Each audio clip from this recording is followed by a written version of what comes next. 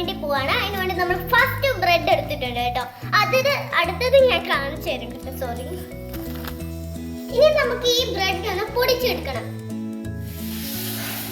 അപ്പൊ നമ്മൾ ആ ബ്രെഡ് ഒക്കെ ഒന്ന് പൊടിച്ചു കഴിഞ്ഞിട്ട് നമുക്ക് ആവശ്യമുള്ള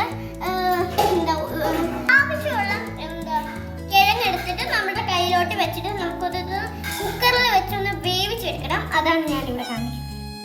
അടുത്ത നമ്മൾ ബ്രെഡ് ക്രംസ് ഉണ്ടാക്കാൻ വേണ്ടി പോവാണ്. അതിന്റെ വീട്ടിൽ നമുക്ക് ഇപ്പൊ കാണാം. അതിന് വേണ്ടി നമ്മൾ ഫസ്റ്റ് ബ്രെഡ് എടുത്തിട്ടുണ്ട് കേട്ടോ.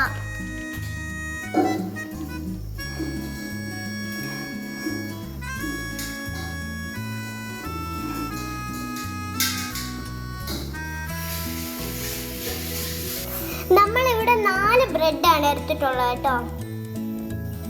അപ്പൊ നമ്മളിവിടെ 4 ബ്രെഡ് ഇതുപോലെ ഒന്ന്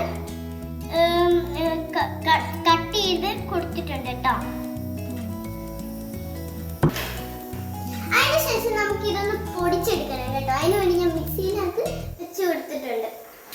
അപ്പൊ നമുക്ക് ഇനി ഈ ബ്രെഡ് നമ്മൾ പൊടിച്ചെടുത്ത ബ്രെഡ് എല്ലാം ഈ ഒരു പ്ലേറ്റിലോട്ട് നമുക്ക് മാറ്റിയെടുക്കാം. അപ്പൊ നമ്മൾ പൊടിച്ചെടുത്ത ബ്രെഡ് ക്രംസ് നമ്മൾ ഒരു പ്ലേറ്റിലോട്ട് ആക്കി എടുത്തിട്ടുണ്ട്. നമുക്കിങ്ങനെ മാഷ് ചെയ്ത് കൊടുക്കാം കേട്ടോ. അപ്പൊ നമ്മളിങ്ങനെ ചെയ്ത് വെച്ചതിനകത്ത് മഞ്ഞപ്പൊടി ഇടുക, എന്നിട്ട് കുരുമുളകും കൂടി ഇടുക. ഇത് ചില്ലി ഫ്ലേക്സ് ആണ്. അത് നമ്മൾ ഇതിനകത്തോട്ട് ഇട്ട് കൊടുക്കുക.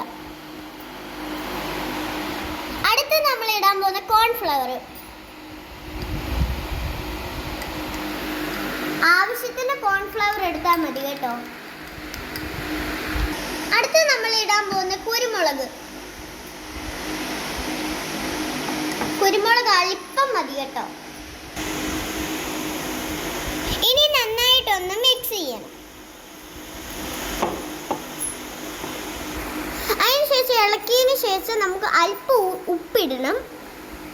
നമ്മളാണെങ്കിൽ ഇതൊന്ന് ഉരുട്ടിയെടുത്തിട്ട് മുട്ടയുടെ മിക്സിനകത്ത് ഇട്ടിട്ട് ബ്രെഡ് ക്രംസിന് അടുത്ത് ഒന്ന് മുക്കി കൊടുക്കുന്നുണ്ട്.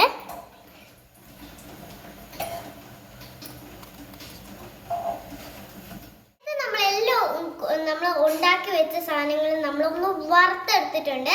അതുപോലെ തന്നെ എല്ലാം നമ്മൾ വറുത്തെടുത്തിട്ടുണ്ട്.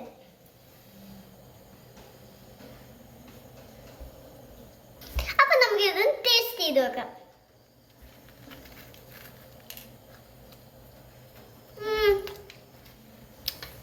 അടിപൊളി ഗൈസ്. നമ്മൾ ഇത്രയും ടേസ്റ്റ് ഉള്ള ഒരു സാധനം ഞാൻ എൻ്റെ ജീവിതത്തിൽ കഴിച്ചിട്ടില്ല. അടിപൊളിയാണ്.